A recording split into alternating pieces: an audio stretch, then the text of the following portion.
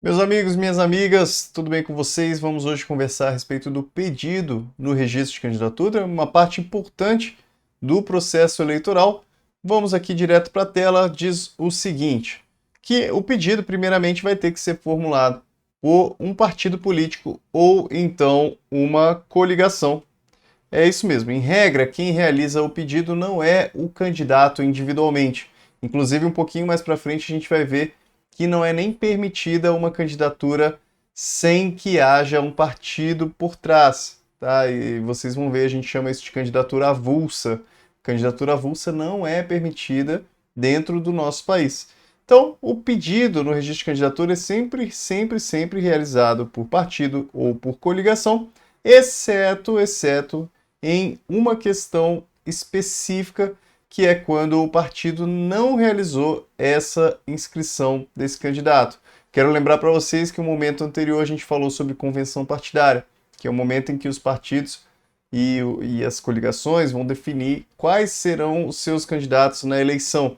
Então, nesse momento será definido, vai ser feita uma ata de reunião. Uma ata é sempre um documento que registra tudo aquilo que aconteceu na reunião. Então vai ser feita uma ata e naquela ata vai constar quem são os candidatos. Vamos dizer que naquela ata acabou constando o nome de um candidato, só que o partido não fez o registro desse candidato. Nesse caso bem específico, é possível que o candidato realize o complemento, né? Realize um complemento pedindo a sua inscrição, o seu registro de candidatura. Mas, em regra, é sempre realizado por partido ou coligação. E aí o que tem que constar nessa ata? Vai constar o resultado da convenção partidária e esse pedido vai ser direcionado para quem? No caso das eleições municipais, o pedido vai ser direcionado ao juiz eleitoral nas zonas eleitorais. No segundo caso, de eleições que nós podemos considerar estaduais, regionais, nós temos um pedido direcionado para o TRE. Então, aqui nas eleições municipais, a gente está falando sobre vereador e prefeito. Aqui nas eleições do TRE, a gente está falando sobre deputado, senador e governador.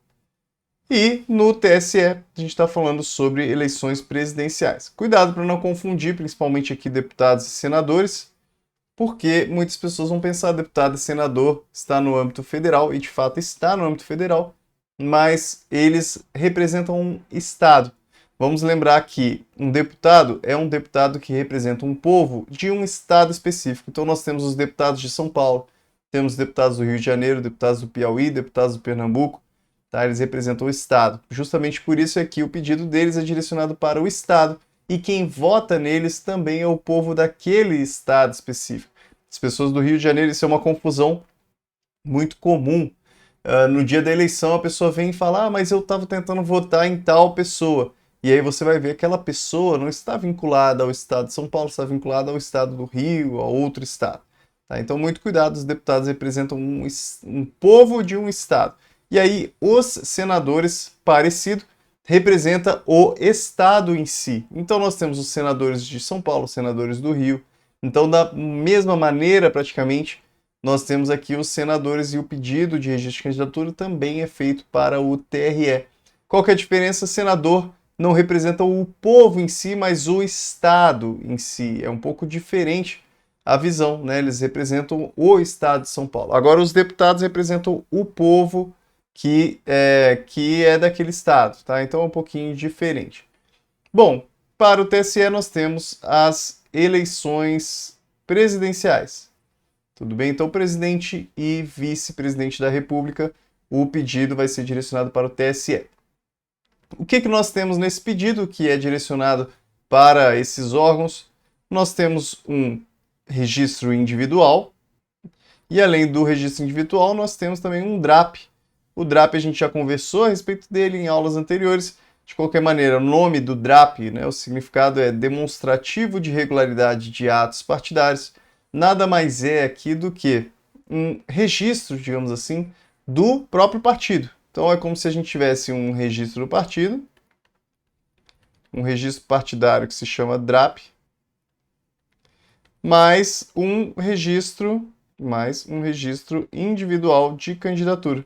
E aí, para cada candidato, para o Zezinho, para o Pedrinho, para a Maria, para a Joana, aí a gente vai ter um registro para cada um e um DRAP para o partido. Então, o partido A tem um DRAP e nesse DRAP vão ter vários registros individuais de candidatura. E aí é muito importante que o julgamento do DRAP, do partido em si, vai preceder o pedido dos processos individuais de registro. Isso é importante porque se o partido tiver com alguma irregularidade, chegar à conclusão de que aquele partido não pode concorrer, e aí a gente trouxe na aula anterior também um exemplo de uma irregularidade no partido, que é aquela irregularidade relacionada ao partido não manter aquele mínimo relacionado aos gêneros, né, aqueles 30% e 70%, você vai se lembrar da aula anterior. Se ele não mantiver aquilo, por exemplo, já gera uma irregularidade para o partido em si. Por isso que o DRAP é sempre julgado antes dos processos individuais de candidatura. Gente, cada um desses registros vai gerar um processo diferente. Então, o registro do José é um processo. O registro da Maria é outro processo. O registro do partido A é um outro processo. Então, quando a gente fala que julgamento do DRAP vai preceder, é porque o julgamento desse processo do partido A vai acontecer antes do julgamento do processo do João ou da Maria. E aí, com relação ao DRAP, o que vai se verificar quando estiver analisando o DRAP de um partido? Primeiro, regularidade do partido ou da coligação que pretenda concorrer, então você vai verificar se ele está regular. Vai verificar também se houve convenção partidária, porque convenção partidária é um requisito que deve haver essa reunião dentro do âmbito do partido para definição de quem vai concorrer às eleições, com relação às regras também para substituição, enfim, tudo isso é definido na convenção, como a gente já falou anteriormente. Além disso, também a questão da escolha dos candidatos ao pleito. A convenção é o momento adequado para se escolher os candidatos para concorrer. Então, é esse o momento aqui. Então, vai se definir, vai se verificar se já teve a convenção e se na convenção houve essa escolha de candidatos. Além disso, os percentuais mínimos por sexo, como a gente falou, o 30% e 70% precisa estar sendo seguido no DRAP.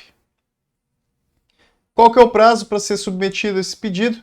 Até 19 horas de 15 de agosto do ano das eleições. Tá? Então aqui, decoreba, 19 horas, 15 de agosto. Tá bom? Então, pura decoreba aqui.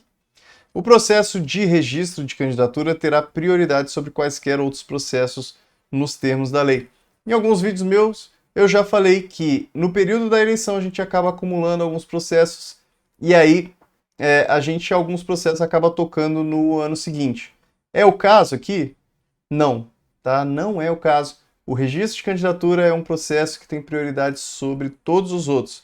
Você vai ter que definir essa questão do registro e, preferencialmente, que isso deva acontecer, inclusive, antes das eleições, tá bom? Então, em regra, esse registro de candidatura é julgado bem rápido, tá? A gente tem um prazo bem curto para julgar o registro de candidatura, justamente porque é necessário que a população saiba em quem que ela está votando, né? Saiba a respeito se a pessoa está regular, se está irregular, se o pedido foi deferido ou se foi indeferido, tudo bem? Então é super necessário essa prioridade com relação a qualquer outro processo que esteja tramitando. Então vamos dizer que na época esteja tramitando um processo de prestação de contas anual de um partido e um outro que é o registro de candidatura e um registro de candidatura individual e um DRAP. Qual que vai ser a prioridade? Sempre o DRAP primeiro, depois registro individual de candidatura e aí sim, quando você acabar tudo, inclusive depois que acabar a eleição, é que você começa a dar conta aqui dos processos de prestação de contas, por exemplo, tá? Que eles estão em prioridade lá no final, com relação, quando a gente compara principalmente aqui esses processos de registro de candidatura. Bom, continuando. Quais são os documentos necessários? E aí eu coloquei para você ler, artigo 11, parágrafo 1º. Então leia esse artigo 11, parágrafo 1º, você vai ver todos os documentos que são necessários nesse momento aqui da apresentação do pedido do registro. E não tem por que a gente ficar trazendo aqui todos, né? Só ficar lendo para você. Alguns detalhes, né? Um detalhezinho que eu vou trazer para vocês é relacionado ao propostas. Propostas de candidatura. As propostas de candidatura não vão ser apresentadas por todos, somente pelos pretensos aqui, os candidatos a chefes do executivo. Então, quem está querendo se tornar prefeito, quem está querendo se tornar governador, ou então querendo se tornar presidente, precisa trazer proposta de candidatura. O que é uma proposta? Ah, quando eu me eleger, eu vou fazer tal e tal coisa, vou fazer tal coisa, vou construir uma ponte, vou arrumar o hospital, vou melhorar a educação básica. Essas são propostas. Agora, essas propostas vinculam esses chefes de executivo. Então a pessoa vai lá e fala assim, vou construir uma escola. E aí ela se elegeu, porque a população acreditou nela. Vamos dizer que ela não construiu a escola. Ela vai perder o mandato dela porque ela está vinculada à proposta dela? Não está. Tá? É um mero conteúdo moral. Já estou dizendo aqui, mero conteúdo moral, porque as pessoas vão acreditar naquilo, mas aí se elas não gostarem, não votem nela da próxima vez. Tudo bem? É um conteúdo moral. Existem países que exigem isso de uma forma mais rígida, mas aqui no Brasil a gente entende que ele disse aquilo, mas às vezes ele mudou de ideia, aconteceu alguma coisa diferente que acabou não conseguindo cumprir, então não tem nenhum tipo de sanção caso ele não siga as propostas que ele apresentou. Relativa à idade mínima, gente. Existe uma questão muito importante relativa à idade mínima. Lá na Constituição Federal nós temos, dentro das condições de elegibilidade, algumas idades para a pessoa poder se tornar, para poder ter aquele mandato eletivo. Então, por exemplo, para se tornar presidente da República, a pessoa precisa ter, no mínimo, 35 anos. Né? Se ela não tiver, ela não pode se tornar presidente da República. E quando que isso é verificado? No momento da posse. Essa é a regra. Vai se verificar se o presidente da República tem 35 anos no momento da posse dele. Né? Se ele não tiver 35 no momento da posse, ele não pode assumir, mas vamos dizer que, na verdade, isso vai ser verificado antes, né? Porque já vai ver que ele não vai ter 35 anos no momento da posse, mas, de qualquer maneira, é importante que na posse ele tenha 35 anos, tá? O momento de verificação é o momento ainda do registro de candidatura, tá? Vai se verificar a questão da idade no momento do registro, mas tendo como referência a data da posse do presidente da República, tá? Houve, inclusive, um caso bem recente a respeito de uma pessoa que, não me lembro exatamente se era deputado estadual, eu me lembro que ela não teria, naquela data da posse específica, a idade, então vamos dizer que 21 anos, ela não teria 21 anos na data da posse. No entanto, essa data da posse não era uma data firmada pela Constituição Federal, era uma data que foi firmada meio que ali por resoluções, por normas internas daquele estado, e aí, em razão disso, entendeu ali os tribunais que na verdade, ela poderia assumir aquele cargo, mesmo que ela ainda não tivesse a idade mínima no momento dali da posse, porque aquela questão, a posse poderia ser postergada naquele caso específico. Ela fazia a idade dela logo em seguida. Então, entendeu o tribunal ali, flexibilizou um pouco essa questão, mas entendo que a regra é na data da posse. Tá? Se a posse for em tal data, ela precisa ter aquela idade naquela data. Agora, uma exceçãozinha. Uma exceção que é o caso do vereador. Para ser vereador, a idade mínima é 18 anos. Só que, ao longo da eleição, ao longo da candidatura aqui da pessoa, da campanha dela, é necessário que ela assuma diversas responsabilidades. Inclusive, posteriormente, prestando contas para a Justiça Eleitoral, ela vai ter que firmar contratos com pessoas e, em razão disso, dessa responsabilidade muito grande, não é permitido aqui que uma pessoa com menos de 18 anos possa realizar uma campanha eleitoral. Justamente por isso é que a idade para se tornar vereador é aferida na data limite para o pedido de registro. Tá? Então, o prazo máximo ali, 15 de agosto, se a pessoa não tiver 18 anos até 15 de agosto, mesmo que ela faça 18 anos depois, até a posse, então vamos dizer, uma pessoa de 17 anos nunca vai conseguir concorrer a uma eleição, tá? Essa é que é a ideia. Agora, uma pessoa de 34 anos, por exemplo, pode concorrer para presidente da República, caso ela faça 35 anos antes da posse para presidente da República, tá bom? Bom, se o juiz entender necessários com relação aos documentos, ele pode ainda solicitar e dar um prazo de 72 horas para o partido poder complementar as informações. Agora, como eu falei para vocês, aquele complemento, e aí eu coloco aqui que é uma parte importante da matéria, é a possibilidade do próprio candidato, então, fazer esse complemento, né? Então, se o partido ou coligação não requerer o registro de seus candidatos, estes quem? Os candidatos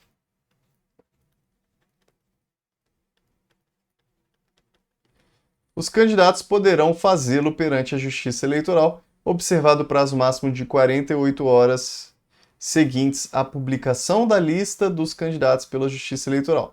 Então vamos lá, não é 48 horas depois do dia 15 de agosto.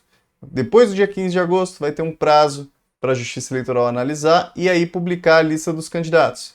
Depois que publicou a lista dos candidatos, aí o candidato foi lá e viu que o nome dele não está lá. E aí ele vai ficar, ué, mas o que aconteceu? Então ele vai começar a averiguar, ver o que aconteceu, e aí ele vai descobrir que o partido político não submeteu o nome dele. Ah, tá lá na convenção, tá tudo certinho, mas o partido não mandou o pedido dele. O que ele vai fazer? Vai submeter o pedido dele individualmente para a Justiça Eleitoral. Isso faz com que se transforme em uma candidatura avulsa? Não, ele continua vinculado ao partido dele, só que ele fez esse pedido de forma complementar ao partido, tá? Uma parte importante, já vi muitas questões a esse respeito. Uma das situações que são averiguadas ao longo do pedido é a quitação eleitoral. É necessário que a pessoa, para poder se candidatar, que ela tenha quitação eleitoral. E aí a gente conversa a respeito de multa, né? Se a pessoa tiver multa eleitoral, em regra, ela não tem quitação. Mas existem alguns detalhezinhos. Primeiro, está quite se comprovar o pagamento ou parcelamento da dívida cumprido. Então, vamos lá. Uma das coisas é, comprovei o pagamento da multa. Se comprovei o pagamento da multa, mesmo que não esteja constando regular no sistema, eu tô quite, porque eu já comprovei o pagamento da multa. Tá? Essa é a primeira situação. A outra situação é, eu parcelei a minha multa e estou cumprindo esse parcelamento. Se eu parcelei e estou cumprindo o parcelamento, eu também estou quite, ainda que eu ainda tenha multa para continuar pagando. Uma outra situação é uma possibilidade de responsabilidade solidária para a multa. Solidariedade é quando existe uma dívida, que aqui no caso a gente pode chamar de multa, né? Existe uma dívida e essa dívida, tanto A pode pagar, quanto B pode pagar, quanto C, quanto D. Qualquer pessoa que pague pode pagar de forma integral a multa. Então, quando A pagar, pode pagar a multa por todos. Né? A ideia é que a multa não precisa ser dividida entre eles aqui. Né? Uma pessoa que pagou já pagou por todas. Né? Multa solidária. Agora, ele diz aqui que, embora a multa, e aí também da mesma forma, a Justiça Eleitoral pode cobrar de um só, por exemplo. Pode cobrar a integralidade da multa de um só também. Só que aí existe uma exceçãozinha aqui, né? Ele coloca que no caso da responsabilidade solidária, ele diz, mesmo quando imposta concomitantemente com outros candidatos e em razão do mesmo fato, ele fala que se a pessoa pagar a multa individualmente, e aí ele diz, pagar a multa que couber individualmente, excluindo-se a responsabilidade solidária, e aí, de certa forma, ele traz uma possibilidade da pessoa pagar a parte dela. Né? Se você pagou a sua parte, né, pagar a multa a que couber individualmente, excluindo-se a responsabilidade solidária, mesmo então quando imposta para outros candidatos e também em razão do mesmo fato. Então, uma possibilidade da pessoa se desvencilhar desse problema a respeito da multa, mesmo que seja uma multa solidária. A pessoa vai lá e paga a parte dela e aí tá kit com a Justiça Eleitoral. A respeito do parcelamento, é permitido, então, até 60 meses, só que tem também exceção. Vocês vão sempre se lembrar, no direito temos sempre exceção com relação às regras. A regra é até 60 meses, isso é 5 anos. E aí é fácil lembrar o prazo aqui, que é o prazo normalmente prescricional, né, de quase tudo que a gente fala no direito. O prazo de prescrição costuma ser 5 anos. Então, são até 60 meses, salvo quando ultrapassar 5% da renda mensal. Se ficar mais alto do que 5%, então vamos dizer que a pessoa recebe 10 mil por mês. 10 mil reais por mês. E aí a multa dela ficou maior do que 500 reais. Ficou mais caro do que 500 reais por mês.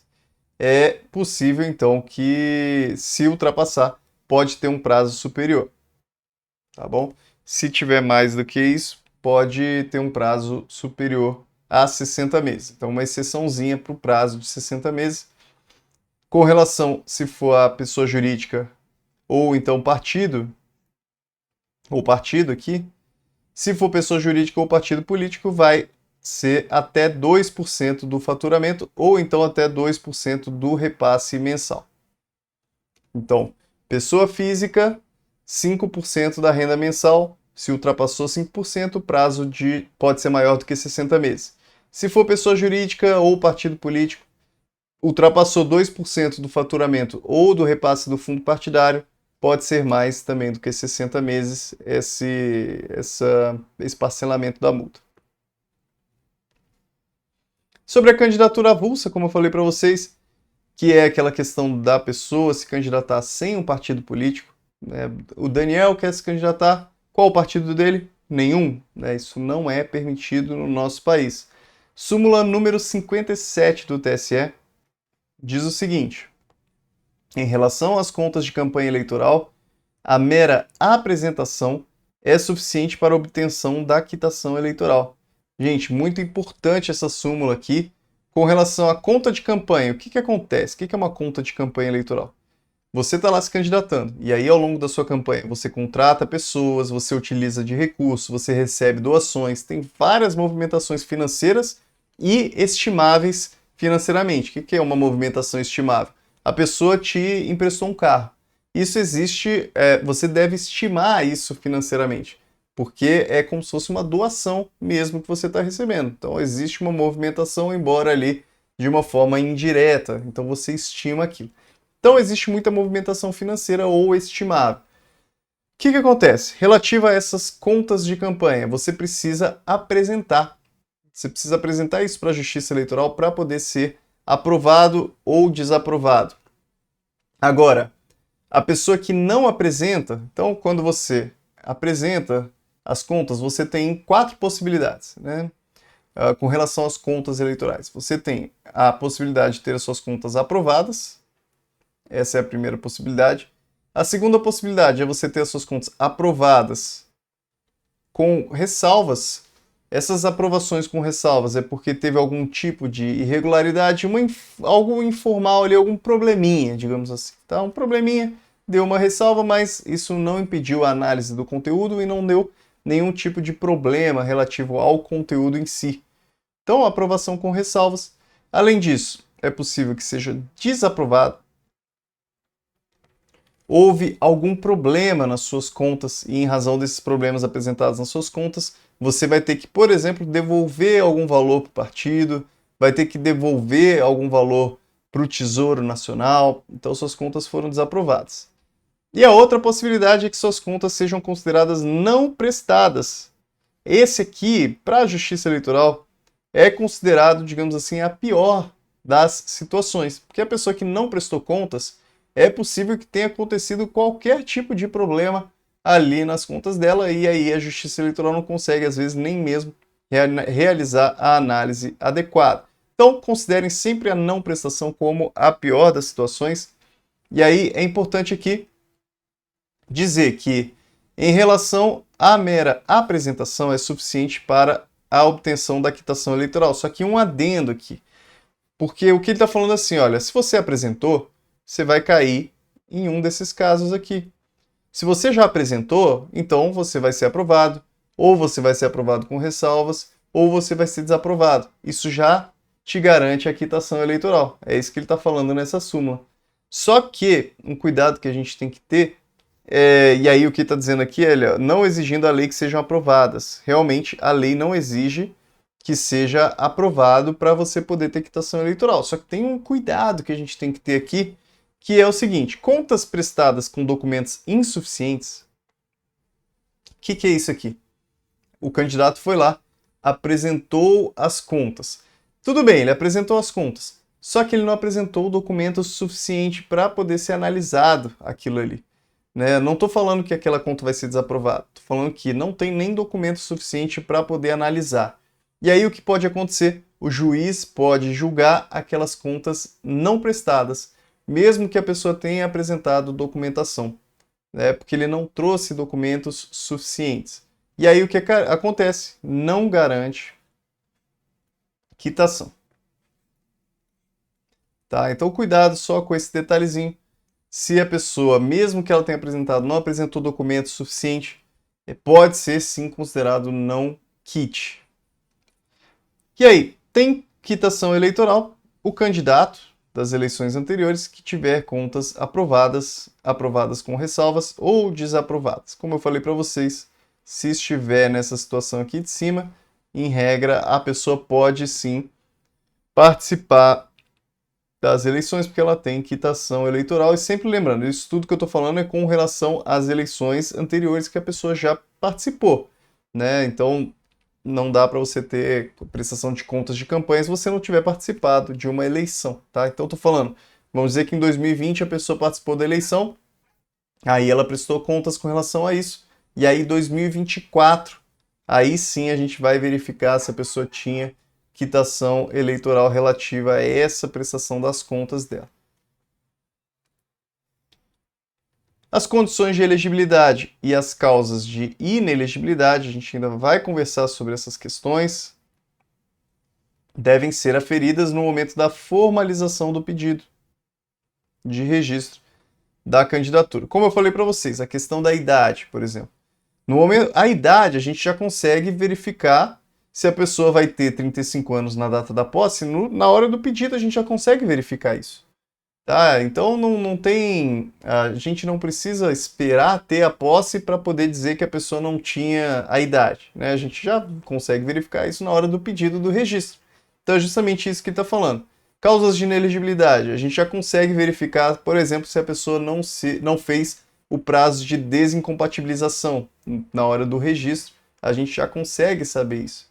Tá? Então essas condições de elegibilidade. Então filiação, idade, nacionalidade, então tudo aqui relacionado à condição de elegibilidade, causa de inelegibilidade, vai ser averiguado já no momento da formalização do pedido de registro, mesmo que a referência às vezes seja o momento da posse, tá? Com relação à idade, principalmente, que aí a gente tem essa questão.